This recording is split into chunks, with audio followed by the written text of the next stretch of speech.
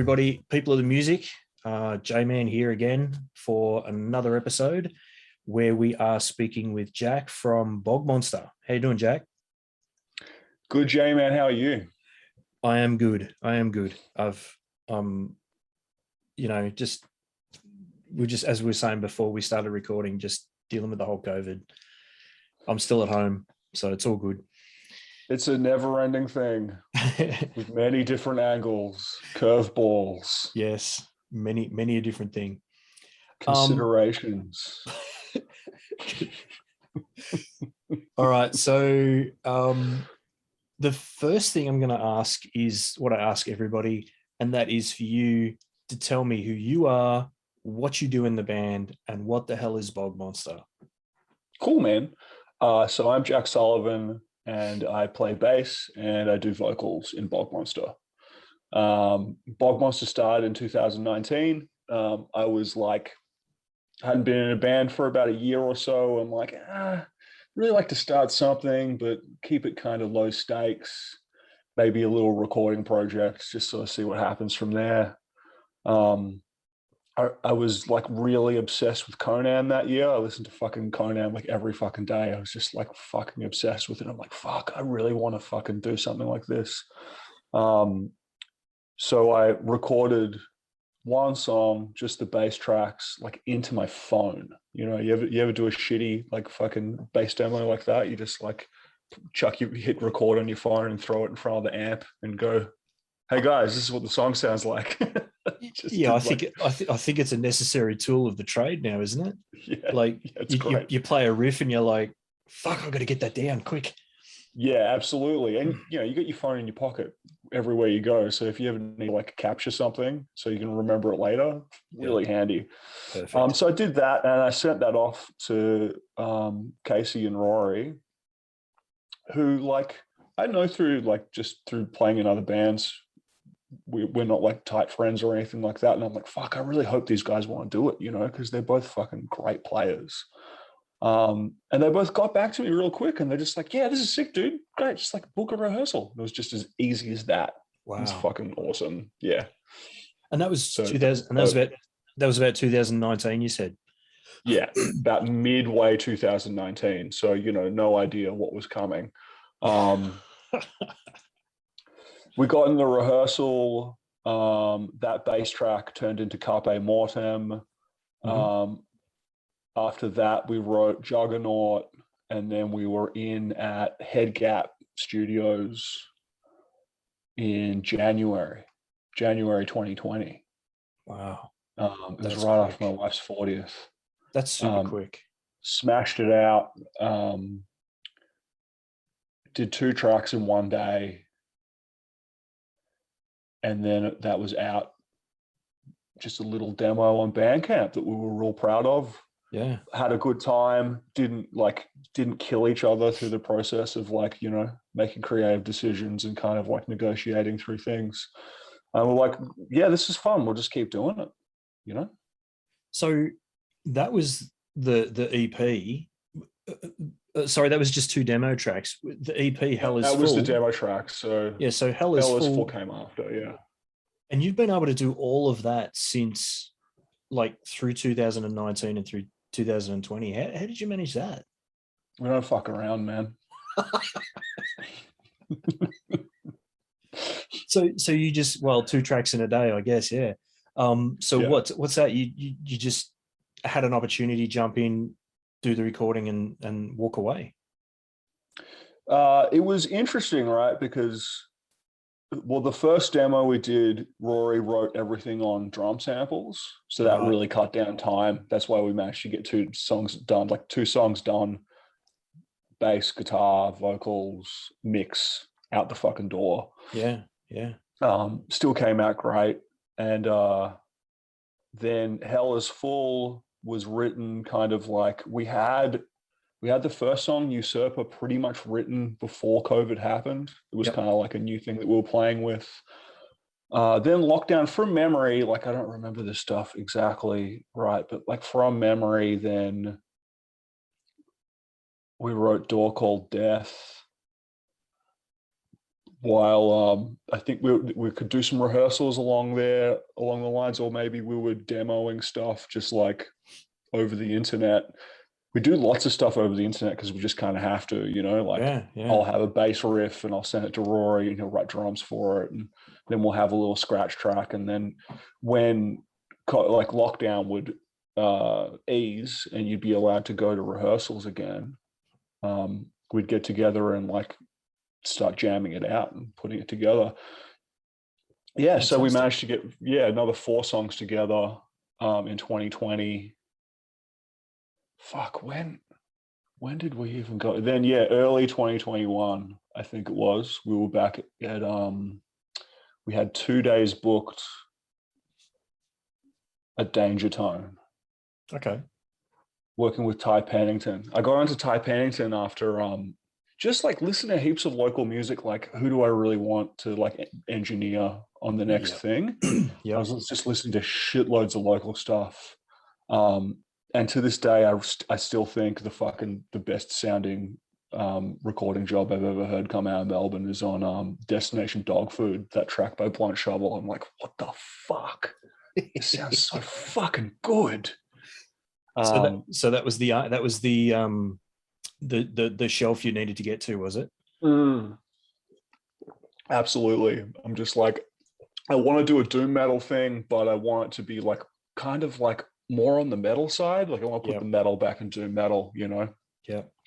So it's not really like analog and 70s and warm. It's more like crispy and modern and nasty. Yeah. No, that comes across absolutely. I got to admit, I think my favorite that I've heard so far, Usurper is definitely up there. And I've just totally drawn a blank. It was Juggernaut. Yeah. It was Juggernaut. It just had I don't know, just to me, it's just got a feel that I'm kind of like, yeah, I get this. Like I get where this is coming from. So yeah, and that was off the demo, wasn't it? That's off the demo. Yeah. Yeah. It was really funny. Like just earlier, I was talking about how obsessed with Conan I was. You ever write a song and then like a couple of months later, you like listen to an album, you're like, oh shit. Like it's really similar to a Conan song. Like just the main riff. A lot of the other structures are like heaps different, but like just that the main verse riff is like, I think it's the same as Gravity Chasm or Battle in the Swamp. Yeah, but I think doom metal is doom metal, man. I've yet to hear any music from any genre where I've gone, oh, yeah, that's totally new. Yeah, and it does happen very occasionally. Very occasionally, I'm just like, wow, I have never heard that before. Yeah, but I'm pretty sure, especially these days, like back in the 80s, you'd hear a song that might even be a pop song that's been on the radio, and you just go, wow, that's new. But lo and behold, because you didn't have access to all the music in the world at the fingertips, there's probably about 20 or 30 other people did it locally, but you didn't even know. Yeah, absolutely. But now with my first introduction to Spotify, and I'm not doing an advertisement here, don't get me wrong, was my mate said to me, name something. And I went, death metal from Indonesia. Bang. He played a song, death metal from Indonesia. And that was the genre, not the song. And I was just, holy shit. Like you could just find anything you want now. And I think that might actually make it harder for people to come up with something more original, and even when you think of, I'm telling a lot of stories tonight. My old man bought a piano. Awesome. My old man bought a piano, never had a lesson, sat down, and he would listen to the radio and he'd play music, right? He just had that ability, and it shits me to this day because I do not have that ability.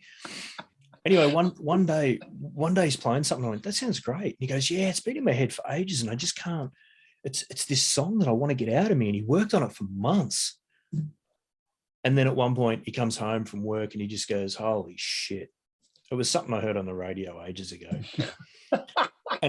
So it had permeated into his head. He couldn't think of a song that it belonged to, and it's to him it seemed original, it seemed new, and he was playing it, and yeah, lo and behold, it was something that was there. So if you're listening to Conan and you've got that in your system and you love it and it's great and all the rest of it,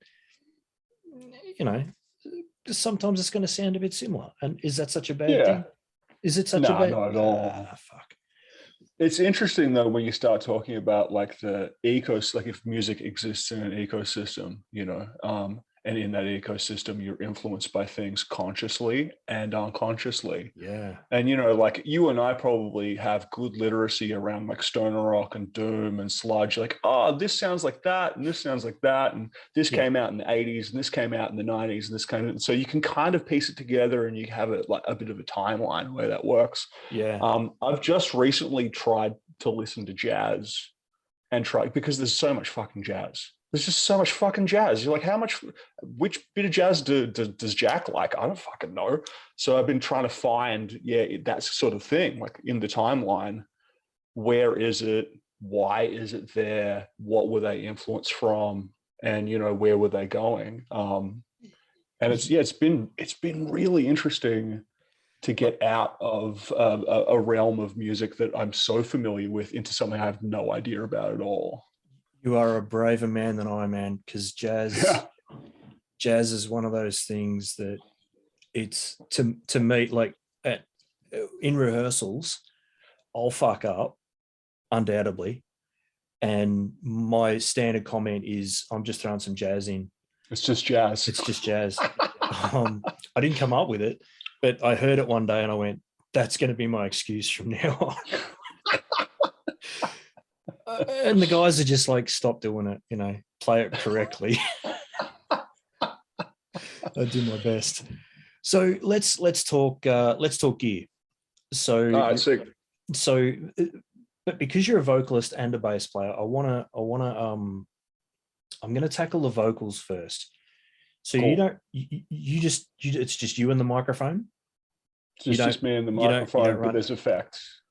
So I don't run effects. I usually get the guy running sound. I just like, hey man, could you just throw fucking shitloads of room reverb on it? And they usually say yes. Yeah. Okay.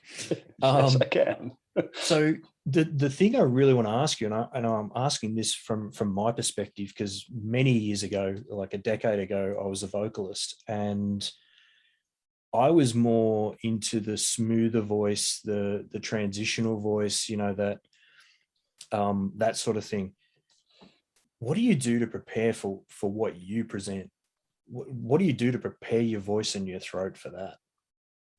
So I learned how to do like rough vocals, screaming, yelling, whatever you want to call it, through the internet. Like my first band, I was the lead singer back in 2008.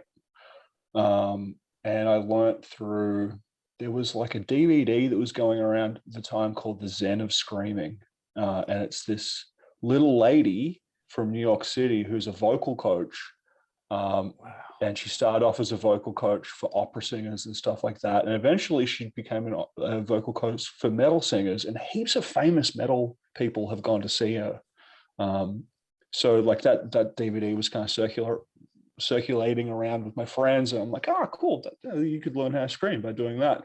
Then I found myself as a lead singer in a band and I wanted to learn how to do it. So I just looked her up on YouTube and like followed a few ththings. Wow.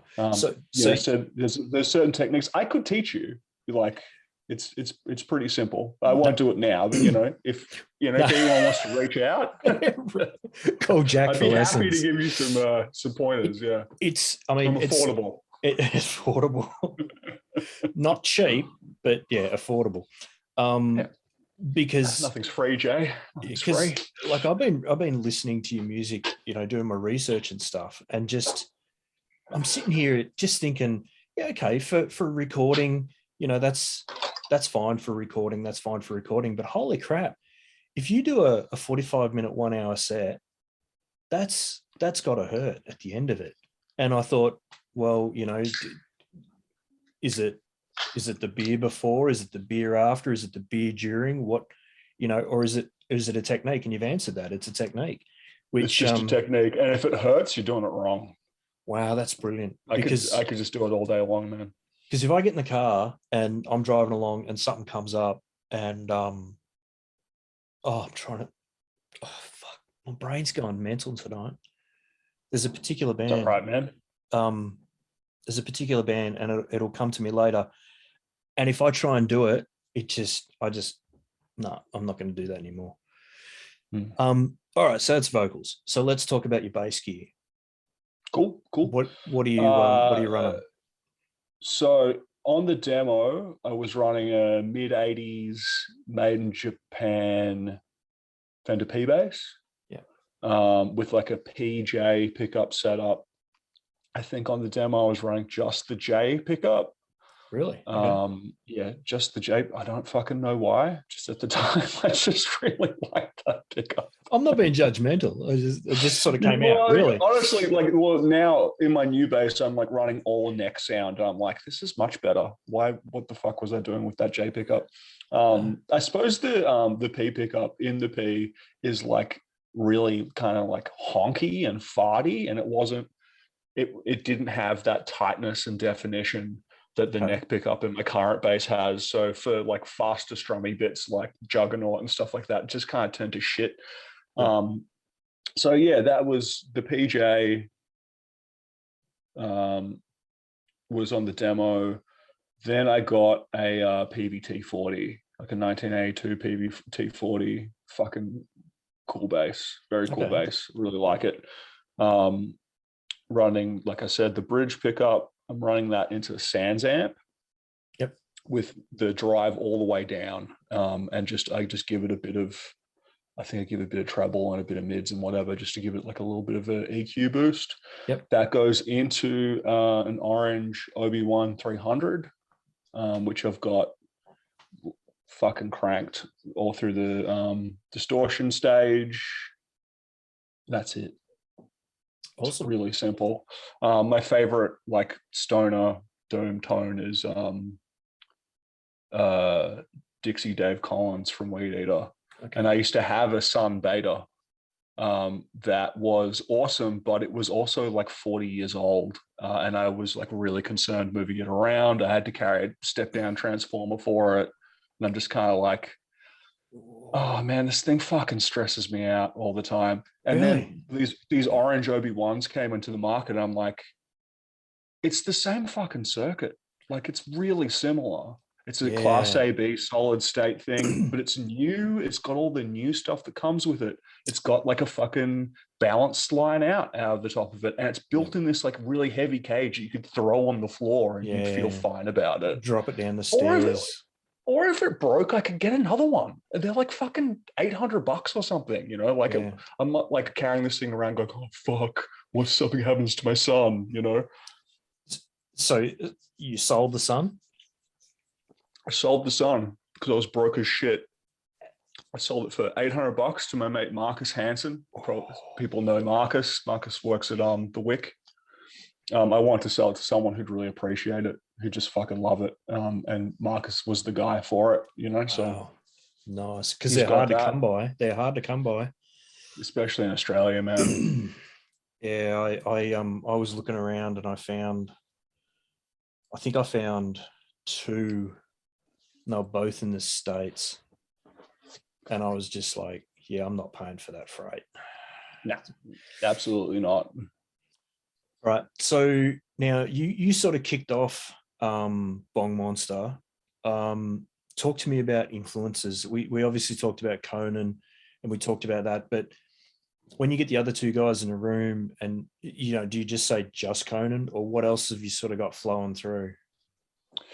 Well, look, I don't want to speak too much on behalf of the other guys, but what they really bring, Rory's like a rock drummer and a thrash drummer. He's playing in a thrash band at the moment called Rautism. Whereas Casey has more of like a stoner rock background. So he like his leads are like fucking super psychedelic. He's got like a boss delay pedal that just makes it swirly and fucking cool, which was like, I mean, I didn't have big plans on exactly how it should be or how it shouldn't be. So I just kind of wanted to let go. It was just one of those really exciting accidents that was like, oh, cool. So we're like really dark and nasty, but then there's this like really beautiful psychedelic kind of leads that go over the top of it that kind of like balance it out. Yep. Yeah. So there's definitely like, there's the doom side of things, which was the Conan influence. There's like Casey's cool stoner rock psychedelic shit. And then you've just got Rory, who just like, he's a fucking keeps time like a clock. You know, he's fucking awesome. As far as other influences, like when we first started, I was like kind of screaming in like a more of a high-pitched kind of punk style. Okay. A bit more like Conan, really. Yeah. A bit more like John Davies, but it was more starting to sound like, you know, Black Tusk from Atlanta. No, I think they're from Savannah. Anyway, No. the Black Tusk from Georgia. In the early 2000s, you had like Mastodon, Black Tusk, Kai Lisa. They all kind of came from Georgia, and they all kind of had a slightly similar kind of sludgy stoner metal kind of sound. So when I was like screaming in that higher registry, it was kind of sounding more like that. But then we agreed on Bogmonster being in the name, and Bogmonster just didn't fit that anymore. And I was driving to rehearsal, and I put on Entombed. I put on Wolverine Blues, Entombed. And the way I used to sing in my old band was more of that lower registry. So I chucked that on. I practiced that. I just like yelled that all the way down City Road on my way to Tinning Street. I got there. I'm like, hey guys, what do you think about this if I screamed like this? And I just did like Wolverine Blues into the mic. And Casey goes, yeah, that sounds like Bogmonster. Yeah. I'm like, yeah, cool. So that's where the death element sort of comes into it. Yep. Yeah. So yeah. So there's like the death, the doom, and then the kind of like psychedelic stoner shit. And that is the goulash, that is the gumbo, that is the gumbo Bogmonster recipe. I like it. So since you guys have been doing this through lockdowns and opens and what have you, what sort of gigging have you had? Like, dude, we had one show. We got one in. Because I happen to know you had one planned that may or may not have included Ocean Lord. Dude, I'm still yet to rebook it. I'm like, now things are opening up. I've like rebooked my launch. I'm trying to rebook a show at the Gasso, and I'm trying to rebook that Ocean Lord show because I can't wait to play with you guys. It's going to be great. It's just batshit, isn't it? It's just like, yeah, let's, when can we do this? So this is going to be an obvious sort of answer to this question, and that is, normally I say, well, what's been your favorite gig? You've had the one. Instead of telling me what was your favorite gig, then tell me, how did it go? Like your first gig as the three, how did you do it? How did it go? It was a fucking dream come true, Jay. Yeah. It was just the fucking best. Like, to start in 2019, put out a demo, and then go, all right, cool. And then you don't have like the energy of like, all right, we've got to get a set list together because we can play shows soon. Like, to have that, and then put out the tape, the Hell Is Full tape, to have a full set, and then actually be able to play a show amongst all of that, like the energy of being at the old bar and being able to be out amongst people and see music and play our first show, like, we were just so fucking excited. Everyone was excited to get out and go to a gig. Had they done the refurb at that point? So were you in the refurbed old bar, or were you in the pre-refurb? That's a good question. I didn't notice it to be refurbished. Was it too? Was it squelchy underfoot? Because during one of the lockdowns, they totally refurbed it, and I mean, it's still a good, it's still the right kind of bar. It's still got the atmosphere and everything. But they fixed up the bar and a few other bits and pieces, and the bar definitely looked like it had heaps of new taps, and the bar definitely looked bigger. And post refurb then. Yeah, it looked post refurb. Yeah. Yeah, we played there before the refurb, and oh man, such a cool venue, such a tight pocket. The crowd has no option but to get in there, and it's, you know, they're with you. It's like it's not the band and the audience. It's here you are. You know, it's fantastic. I love that so much. It's like to play those little really personal spaces. You ever played a venue that doesn't have a stage? We actually played the first time we played at the Bendigo was in the front room, and there was no stage. Awesome. And I was actually a bit petrified because I'd never done that before.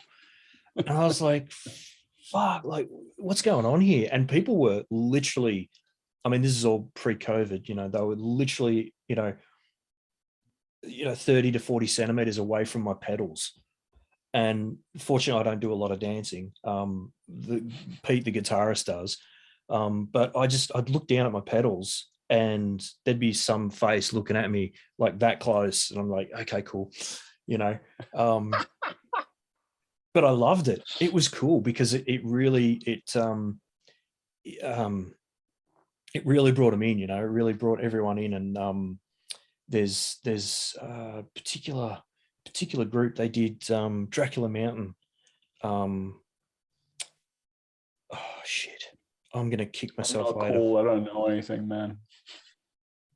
Two guys, drum, guitar with bass strings on it and guitar strings on it, and they play in the crowd. They do not. They play great. in the crowd. The crowd is in it. Dracula Mountain. I'm into that. Oh, I'm into that. I'd I never. think especially if you're playing a show with lots of people standing at the back, you've just got to go and meet them. Well, this, you know, the drummer's playing, and while I'm talking, I'm going to find it because it's pissing me off. While they're playing, the drummer is literally not hitting people. You know, there's people there. Lightning bolt. I can't believe I forgot it. Oh, lightning bolt are fucking awesome. You know, and apparently they started, you know, when they started messing with that concept, they were just in like warehouses, you know, let's just get people in. We'll just plug it all in, get the Jenny going like in the old, you know. I would argue that Lightning Bolt is a band that I heard, and I was just like, I've never heard that before. That is fucking weird. You know, it's like drum and bass beats, yeah, but then a live drummer, and then a live bass player, but then like screaming punk vocals at the same time. Actually, playing weird festivals in Japan. I'm like, no idea what that is. That's fucking cool. You know what? I stand corrected. And I've actually named the band myself. Sometimes you do come across something fairly unique. But holy crap, the first time I saw them, I only saw them on YouTube. I've never seen them live. I was like, no, hang on, you can't do that. You know, what's going to happen? What happens if one of those dudes kicks the kid over? Well, they'll fucking pick it up and they'll keep playing, and no one does anyway. So yeah, amazing shit, amazing. No, it's good stuff. So I do like that idea of getting a bit closer to the punter. It's not too close, you know, not in a weird, creepy, sexual way.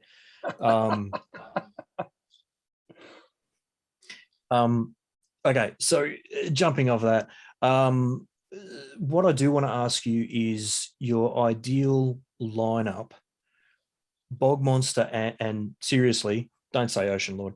Bogmonster and two other bands are going to make up your ideal gig where you're, you know, what are you looking at? So look, I've got to really, I gotta be honest, man. I've been working a Monday to Friday job for like 2 years now. So that was kind of like the end of 2019. Before that, I was working hospital. I was working weekends for like 5 years. I didn't see anyone. Like I was just like fucking, I had to like knuckle down and work. And like, I was not out. Dude, I don't fucking know. Off the top of my head, I'll tell you who I fucking really like at the moment. Yeah, go on. The one show that we played with was with Beggar and Mortuary Sickness. Yeah. So it was sick. It was like Bogmonster, Death Doom shit. Then Beggar, like gnarly fucking doom. Yep. And then you had death metal on top of that. And they're the kind of like lineups that I want to play. You know, I want to play like a doom metal band and a grindcore band. I want to play a grindcore band and a sludge band. I want to play a sludge band. So yeah, like I want to book Religious Observance. I want to book Ocean Lord. I want to book everyone. I want to book a sewer. Yes. I want to Yeah. book and see a sewer. I want to Yeah. book Carcinoid. Fuck. Yeah, dude, so many bands. I couldn't tell you what like an ideal set is because I just don't know. I don't know. Back in the day, man, like my favorite band was Bruiser. You ever see Bruiser when they were around? No. Oh, maybe. No, I'm going to say no. Let's be fair. I'll say no. They were off their fucking heads. Have you ever heard them? Yeah. Yeah. Yeah, so fucking cool. Like weird, techie, sludgy death shit. Like very, very fucking cool. Very interesting. I love those guys. Um, fuck. Oh, just so many options, man. I don't know. All right. Let's Who do you want to play with? If you Oh, could have your dream set up for Ocean Lord, three bands. Who's Jay booking? uh,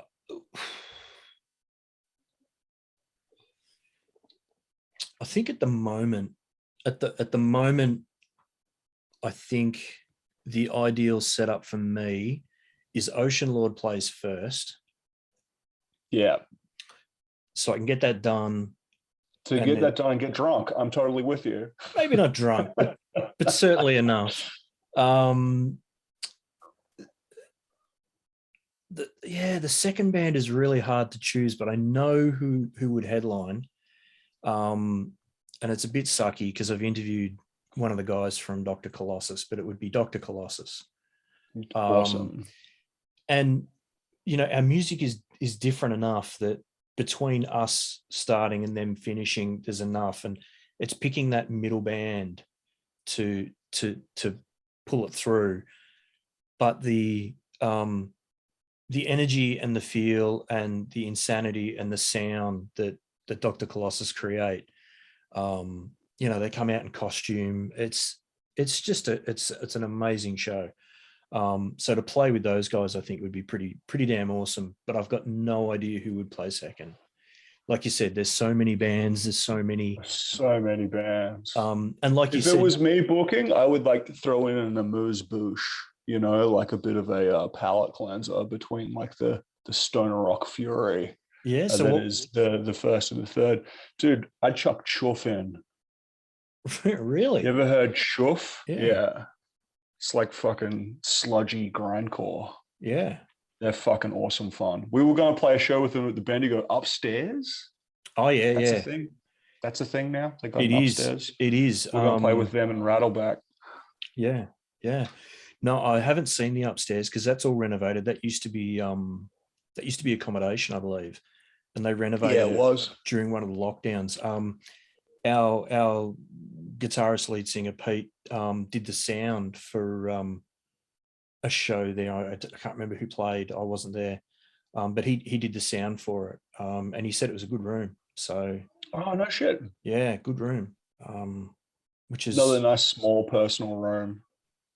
Smaller than, you know, the main stage there, but yeah, but a bit better than that front section, that original front corner. Yeah, right.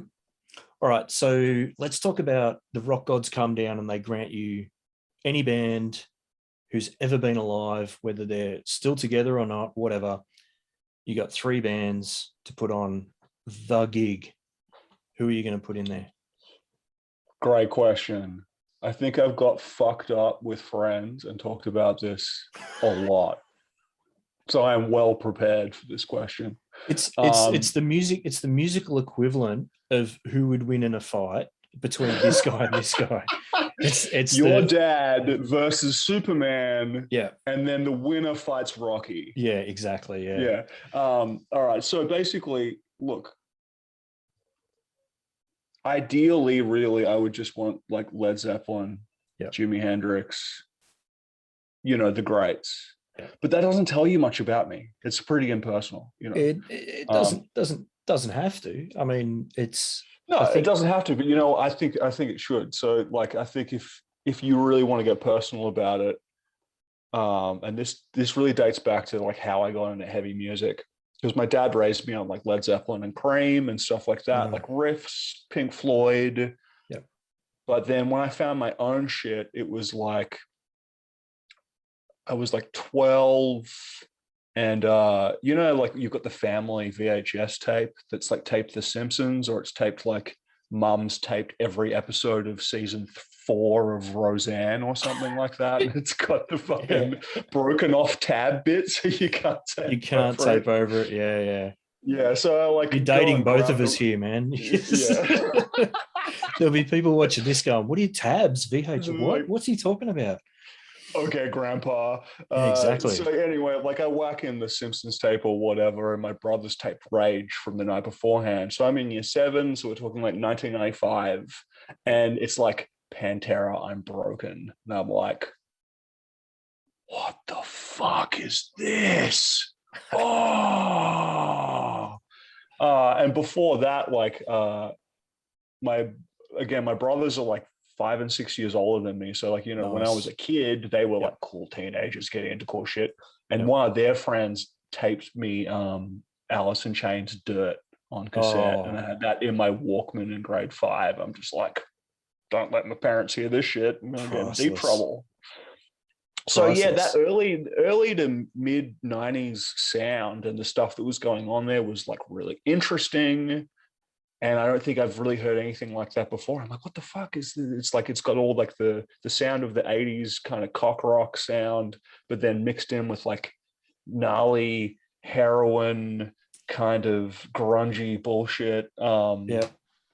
And Absolutely. then to top it off, the first CD I ever got for my birthday that year actually was when in year 7 I wanted the Pantera record, and my dad asked my brother, he's like, should I get him this Pantera record, man? And my brother was like, there's some pretty adult themes on that record, Dad. I don't think you should get him that. He's like, well, what should I get him? My brother said, get him Astro Creep 2000 by White Zombie, which is a weird option. It is, but at the same time, the moment you said that your brother was saying, no, Dad, don't, I was thinking, you bastard, like, you know, that's it. He's not getting Christmas presents from you ever. But that's not a bad option. It was a fucking great record. I still love it to this day. But talk about, as far as adult themes are concerned, you would have been better sticking with Pantera. Absolutely. But, you know, it's so that long story short, man, that's my lineup. Like I would go like early 90s White Zombie, before Rob and Sean were fucking and ruined it. Alice in Chains, pre-heroin, like Lane fucked up on heroin, Alice in Chains, pre-heroin fucked up Phil, Pantera. That would be my mint fucking show. That is a good show. I would watch that. I'd buy a ticket. I'll see you at the bar, man. I love that you gave me the order too. That's nice, and it is a good lineup. A good order, top to bottom. But you know, imagine Rob Zombie at the end of the night. Mind you, now he'd probably just. I don't want to shit on him. I love him. Shit on him. It's fine. No, I don't. He won't know. He won't find out. He might. What is he gonna do? Come on down here, Rob. Talk to my friend Jay. He's gonna fuck up the Munsters movie. I don't know. No, that's a cool lineup. I like that. I do. Very much so. And yeah, good on your brother for offering White Zombie as nice. Very nice. So that show occurs, and that's it for you, or would you still going to want to see Led Zeppelin play? I wouldn't say no, man. Because you started with Zeppelin, and when you said Jimmy, actually, this is a serious question. Which era, Jimmy? Experience? Oh, that's a experience. Yeah. Because I've had this a couple of times, and we've had the experience, and then we've had the later stuff, and people seem to be either side of that. Look, I had Experience on CD. I Yep. got that for my 13th birthday. That was the one that I got after. That was my second CD that I ever got. Yeah, I just have I have a personal relationship with that album. It's a fucking beautiful album. It's so Yeah. perfect. Yeah. And I'm not saying that the later stuff is not as good. I just don't have a relationship with it that's the same, you know.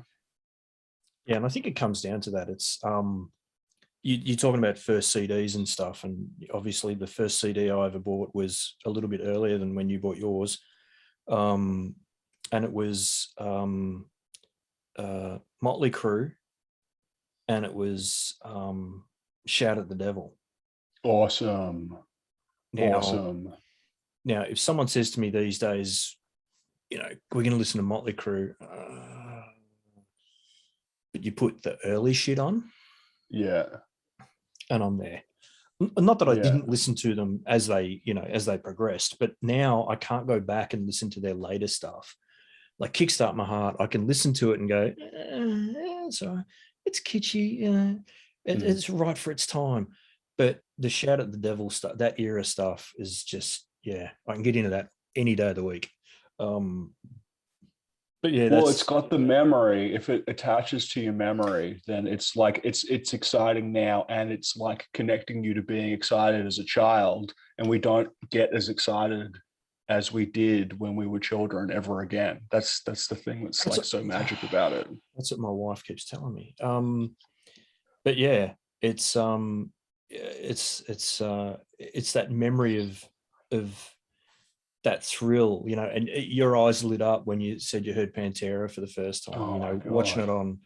it on Rage, and it's like this moment, this holy crap, I can so remember that vividly, and it's this moment in time that I'll never get back, and it's just so great to remember it. It's cool as shit. And they say that you can get that with sight, sound, smell, all of those things, but I think the sound, I think sound is very much that that trigger for all that emotion, especially for musos, Oh, I think. absolutely, absolutely. Or just like people who love music. There's a great quote. Are you? Yeah, I was actually looking at your Facebook, not your Facebook. I was looking at your Instagram, and you posted something about Jason Mewes. J Muse, yeah. Yeah. Kevin Smith said that the closest thing that we'll ever have to like time traveling technology is music. Because you can put on that record that you loved when you were 8, you're 8 again for a minute, you know? Yeah, yeah. I thought that was powerful. Yeah, very, very clever man. I follow both of them on Instagram, and Smith has some, his directing and his movies and writing and stuff has changed over the years, but the influence he had on me as a younger person was definitely there. And Jason Mewes, holy crap, the stuff that he went through with his own challenges and stuff was pretty amazing. But Poor dude, man. Like he really went through it. I remember like but it come was out like the other really side. confronting for me as a kid, like I was like, oh yeah, Jason, he's so funny. And Yeah, then like I saw him in an interview and he was like really strung out. And I'm like, fuck, dude, yeah. what happened to you? Well, But yeah, he's was totally come out the other end, he was like on the edge, man. He was on the brink, and it was actually his hetero life partner that saved his life. But every time I hear that song from Silence of the Lambs, I just think of Jay oh my standing god. there with his tackle in. Anyway, What's that song called? It's called like White Horses or something. Horses. Yeah, something about horses. Yeah, But yeah, it's when yeah, Buffalo Bill does the whole stance, yeah. and That's Jay like one of does. those things where I reckon there'd be a great top 10 of songs that had been like ruined by moments in film that like, or not ruined necessarily, but changed forever. Absolutely Let's see if we can do connected to. 5. Oh, Let's see if we can do absolutely. 5. You do 1. Stuck in the Middle with You, Reservoir Dogs.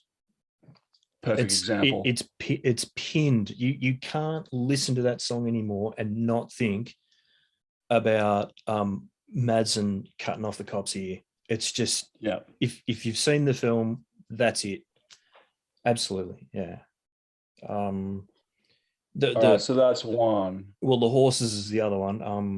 The horses is the other Can't think one. of the name of the song though, but that's always connected with Buffalo Bill. Absolutely. Now I'm just thinking more Quentin Tarantino songs, just because there's just so many of them. Interesting story. I'm going to change the subject because otherwise I'm going to sit here like fucking idiots going, That's all right. That's all right. Go for it. Go for it. Okay, so Pulp Fiction came out around the same time as Reality Bites. Remember Reality Bites with Winona Ryder? Yeah, yeah. And there's a scene in Reality Bites where they're in a 7-Eleven and they're dancing around to My Sharona. Yep. Okay, so My Sharona was going to be the song that was played in Pulp Fiction during the rape scene in the basement. Was it really? Because Quentin Tarantino thought the bass line, it had like a good beat for sodomy. That was what he said. That's what he said in a fucking interview. So okay. And he couldn't get the rights to it because they'd already given the rights that year. That is a sentence that I've never heard before. A good beat for sodomy. Was it a beat? Did you say a good groove? Yeah, good beat. I think he said a good beat for sodomy. That guy's fucked up, man. I don't like Quentin one little bit. I don't think he's a bad man.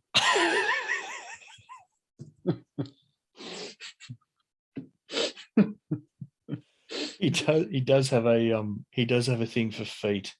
Oh, don't. Just fucking don't. I'm so sorry. I am Googling what the name of the song was in Silence of the Lambs. Goodbye Horses. Goodbye Horses. Yeah. Yeah, Goodbye Horses. I kicked myself. Holy shit. My Sharona, good song for sodomy. Okay. All right. Let's if anyone's like into sodomy and have tried My it, Sharona, could you please like and comment on the YouTube? Yeah, down shit. There. Right. What's your go-to for sodomy? Wow. That'll be interesting. So let's talk about what you guys are doing now. So we're in a lockdown. We're coming out soonish, hopefully. You're planning gigs. What sort of other stuff are you recording? Are you preparing merch? What's going on for the band? We've got a long sleeve in the pipeline. We've got the art together for that. We just got to do a little, little tweaking and then throw our money down. And there's going to be a sick long sleeve coming out. I'm really excited about that. We've got heaps of new music that we're working on. Yeah. We've got about enough for another tape on its way. Wow. When that's ready, there's COVID and there's lives and stuff like that. You never can really plan for that stuff. That's going to be ready when it's ready. I think the most like really exciting stuff is just talk about the gigs that I had booked that we haven't been able to play yet. Yeah. One of which is With Your Fine Selves. We're going to play Trash Cult in Bendigo. I actually grew up 6 years of my life in Bendigo, like from 3 to 9. So to go back to Bendigo and play a fucking show is going to be sick fun. I can't wait to do that. And I'm just so happy that Bendigo has like a fucking weird record store now. I'm like, that's great news. Absolutely. I was talking to Astrofuzz just the other day, one of the other interviews, and a couple of the guys there, they come from Bendigo. They lived in Bendigo. Oh, no shit, I didn't know that. Yeah, and they we're just talking about the scene, and they say the scene is just really tough there. Sam from Astrofuzz.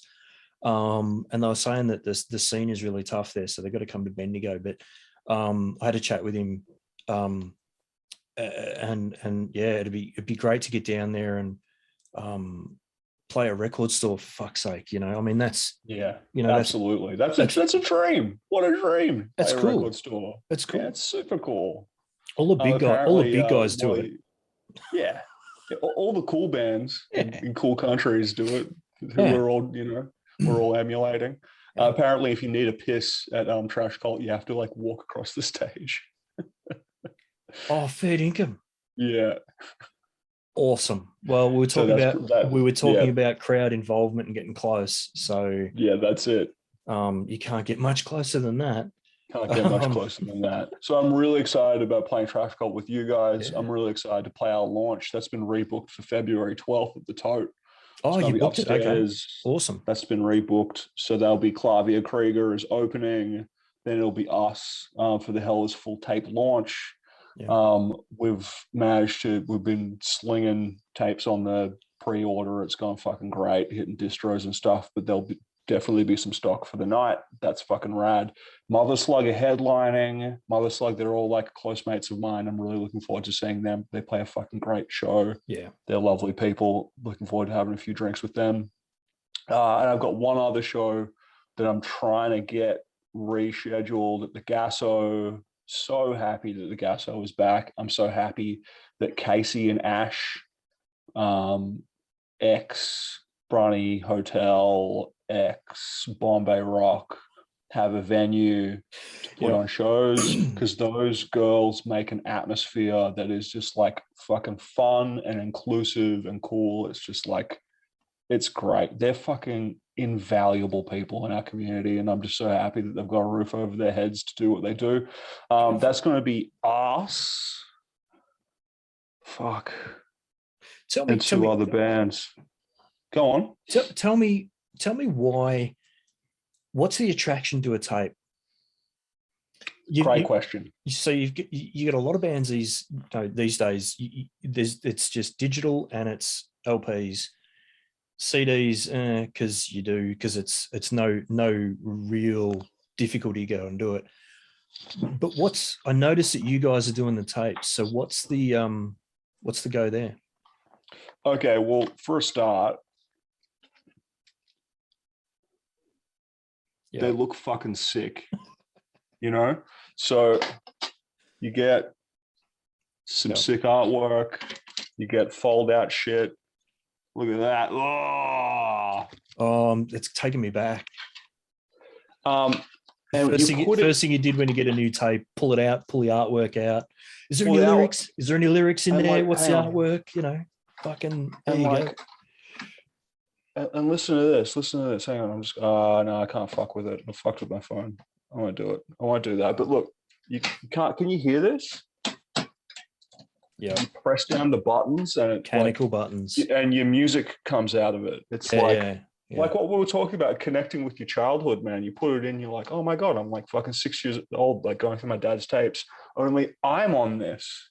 Yeah. So that's really exciting. The other thing is if you're a new band, and you're not like fucking selling out heaps of shows or anything like that, you're still trying to make a name for yourself, you don't want to slap down thousands of dollars on fucking records that you don't know if you're going to sell. They're going to sit under your bed for the rest of your life, basically like making you feel bad about yourself. You don't want to do that shit.